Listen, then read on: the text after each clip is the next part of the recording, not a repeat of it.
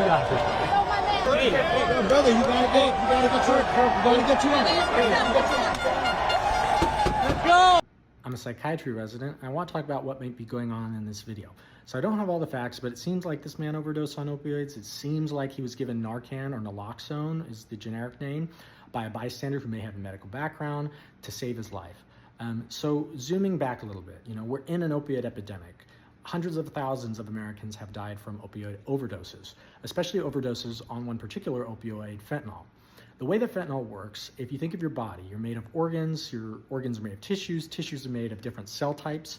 An opioid like fentanyl interacts at the surface of the cell with the receptors. And the analogy I like to use is of a pool table. If you think of a pool table, the felt is like the surface of the cell. The pockets are the receptors, and the billiard balls are the medications or drugs interacting with it.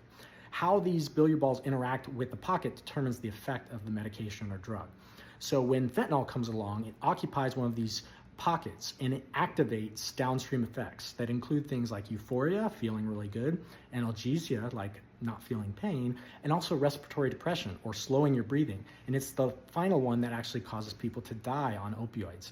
Now, what you can do is introduce a different kind of billiard ball that can compete, right, with the fentanyl. And so naloxone is an example of a billiard ball that comes along, knocks off the fentanyl, occupies the pocket, but here's the crucial distinction: it doesn't activate the pocket. So you don't get the euphoria, you don't get the analgesia, and crucially, you don't get the respiratory depression, meaning someone who gets naloxone can instantly start breathing again, very quickly after getting it intranasally.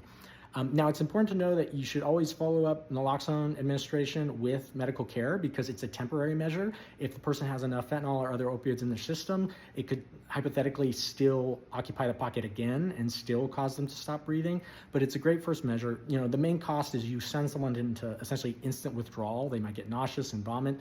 So again, it's important to have medical follow-up with these cases. But it's amazing technology. It saved the life of my dad. It saved the life of some patients I've worked with, and it seems to have saved this man's life. It's a medication all of us can get over the counter, and I'm not saying all of us would do the heroic thing of climbing on top of a bus stop in order to save someone's life, and I think what this person did is amazing. But if you are interested, you can get it over the counter. It's very safe medication, hopefully reducing the overdose rate in our current epidemic.